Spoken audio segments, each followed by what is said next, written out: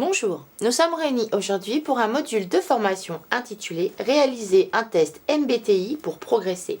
Alors le test MBTI, pour ceux qui n'en ont pas entendu parler, mais je pense qu'ils sont très peu nombreux, c'est un test de personnalité qui permet donc de mieux se connaître pour pouvoir progresser. J'accueille pour ce module M. Jean-Christophe Écart, bonjour. Bonjour. Vous êtes expert en évolution professionnelle. Et donc on va entrer dans le vif du sujet. Je vais vous demander de me définir ce qu'est un test MBTI, son historique et puis à quoi effectivement il peut servir.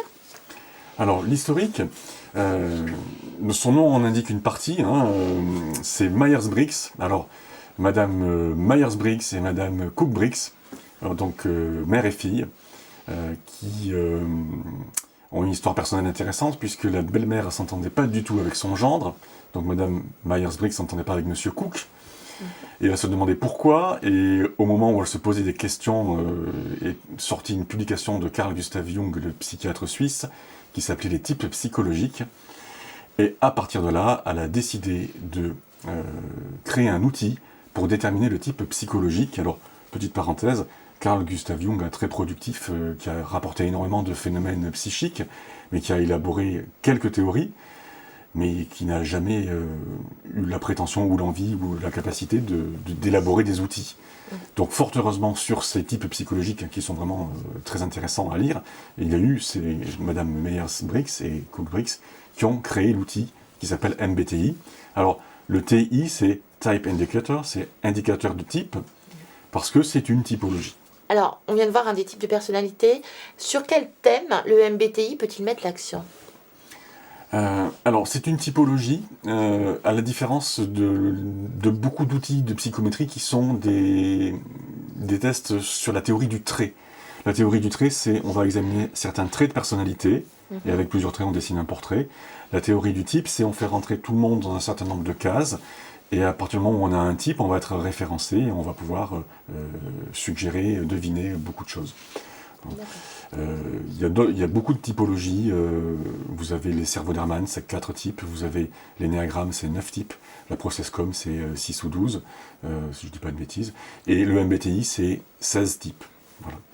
La particularité de cette typologie, c'est qu'elle est outillée avec un questionnaire qui a un traitement statistique qui est à la hauteur des tests de personnalité basés sur la théorie du trait, qui eux, de tout temps, ont eu un traitement statistique et des questionnaires élaborés de façon très très scientifique.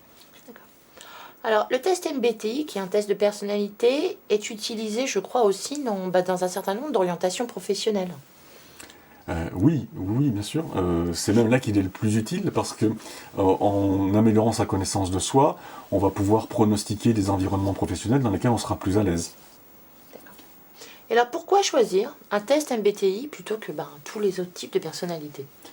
Alors, déjà, par rapport aux tests de personnalité sur la théorie du trait, ce sont des tests qui vont mesurer des traits de personnalité ici et maintenant, et qui ne prennent pas en compte l'évolution, la psychologie du devenir, enfin beaucoup d'éléments qui font qu'on est quand même flexible. C'est très utile si on veut savoir où se situe la personne qu'on va recruter à l'instant T.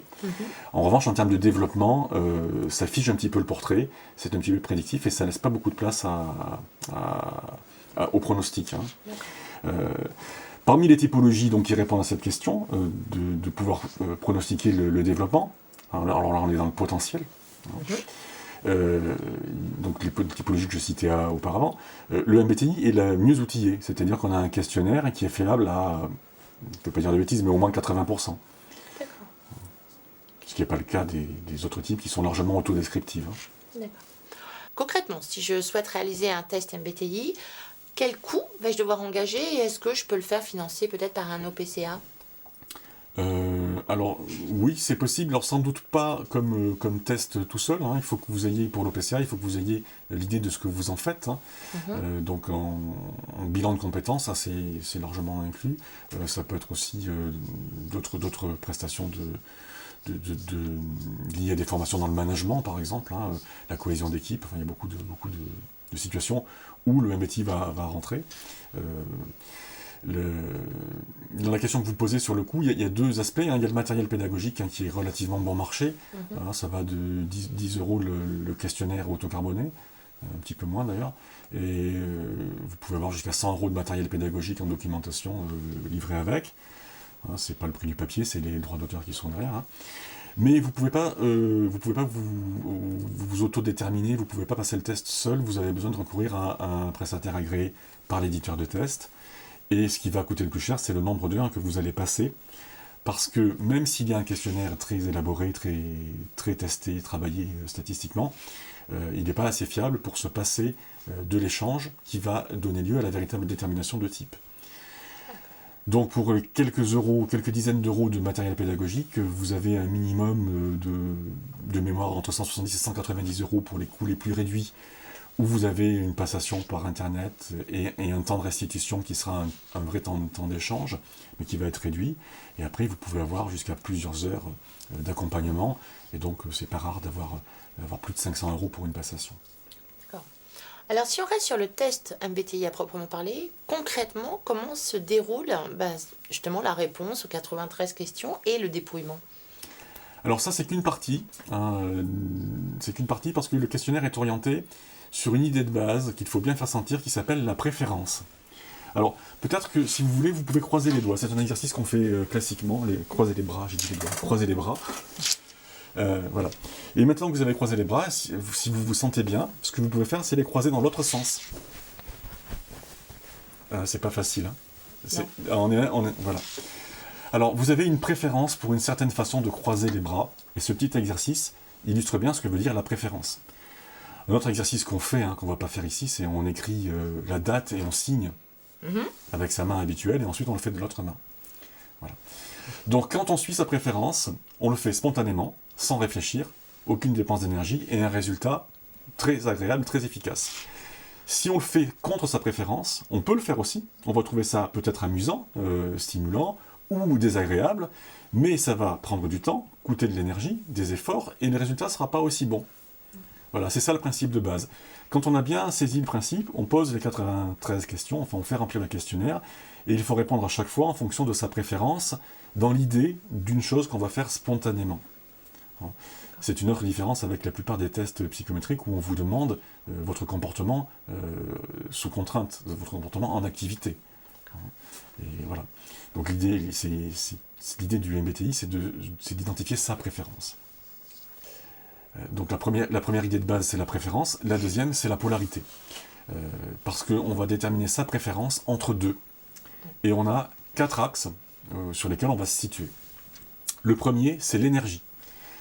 L'énergie, alors ça c'est très directement tiré de Jung, qui a fait sa thèse d'ailleurs sur l'énergétique et psychique, c'est où est-ce que vous trouvez votre énergie, et ça a donné dans le langage courant introversion-extraversion, introverti-extraverti. C'est un petit peu éloigné du sens originel, mais on comprend très bien ce que c'est. Est-ce qu'on trouve son énergie dans son fort intérieur, dans la méditation, la relaxation, ou chez soi devant la cheminée ou un bon livre, ou est-ce qu'on va le trouver dans les rencontres et l'extérieur. Voilà. Dans mon aisance, ça parlait de l'introversion et mon malaise, ça parlait de l'extraversion. On voit déjà que je suis plutôt introverti. Bon. C'est quelque chose qui est très important parce que ça va débroussailler énormément de situations de communication interpersonnelle, d'environnement professionnel, etc. C'est l'énergie, c'est le moteur. Alors, on est tous capables d'être un peu extravertis, on est tous capables d'être un peu introvertis. La vraie question, c'est où est-ce qu'on est le plus à l'aise et où est-ce qu'on va spontanément. Voilà. Le deuxième axe, c'est comment on perçoit le monde.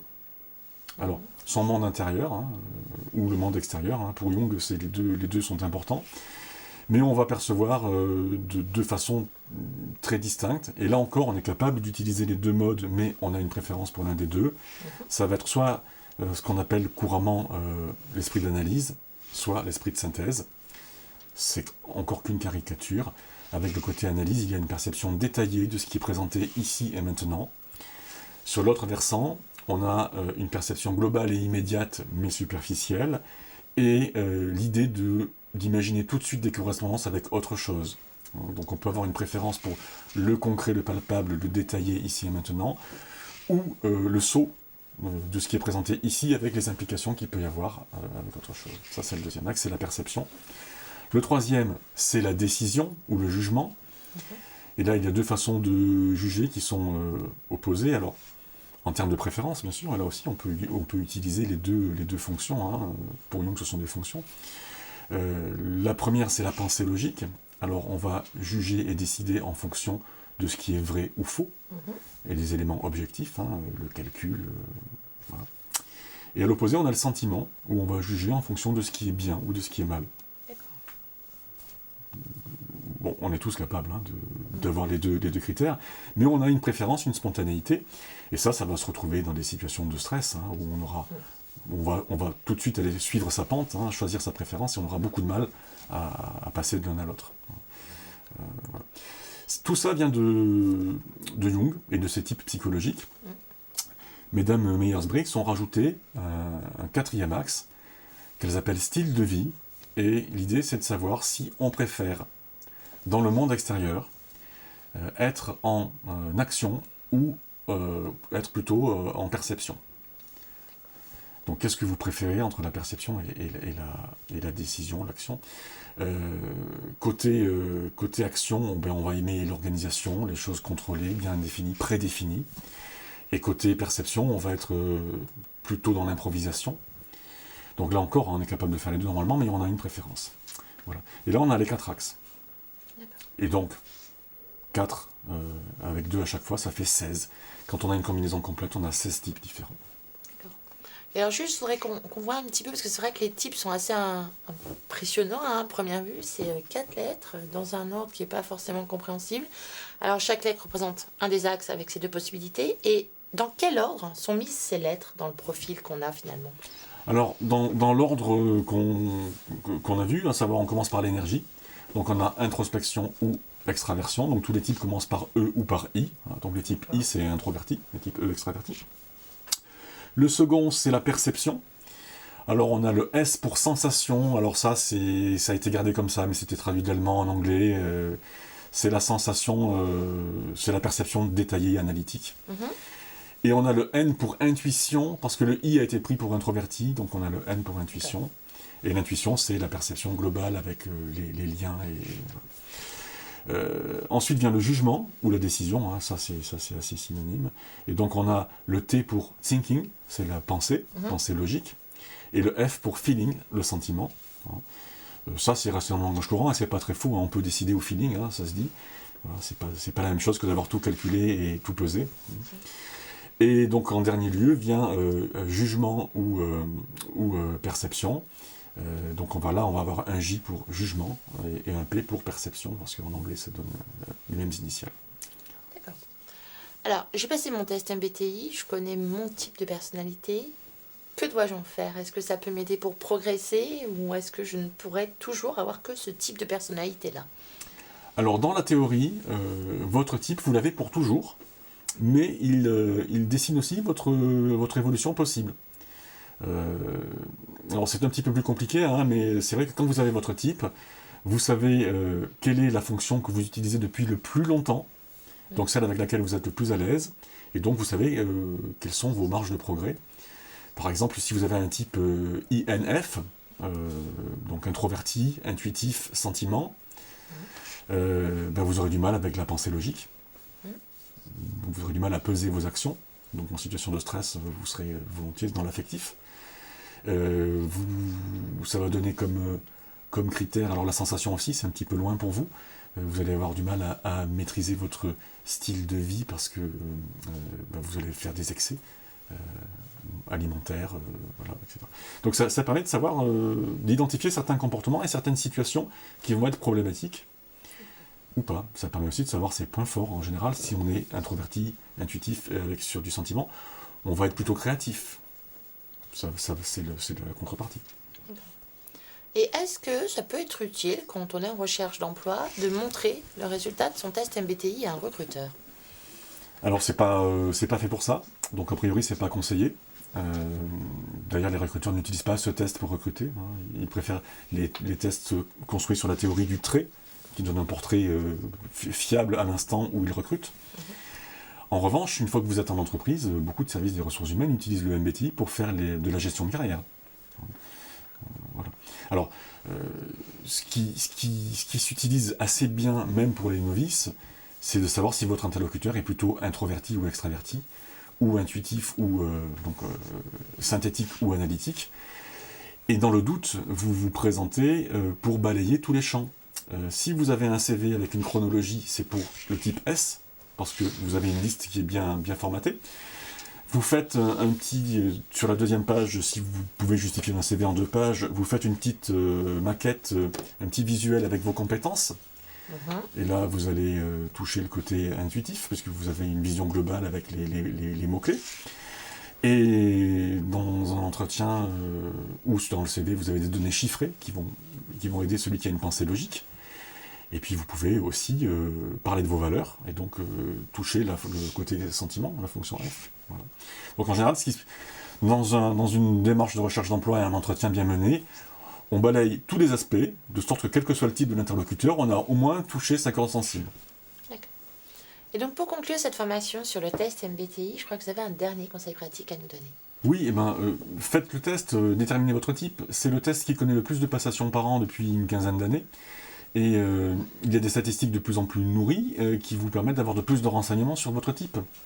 Y compris, ça va jusqu'à déterminer les métiers les plus choisis en fonction du type, donc ça donne vraiment des pistes. Et puis c'est un investissement temps-argent qui est très facile à rentabiliser. Monsieur Eckart, merci beaucoup pour toutes ces informations. Merci.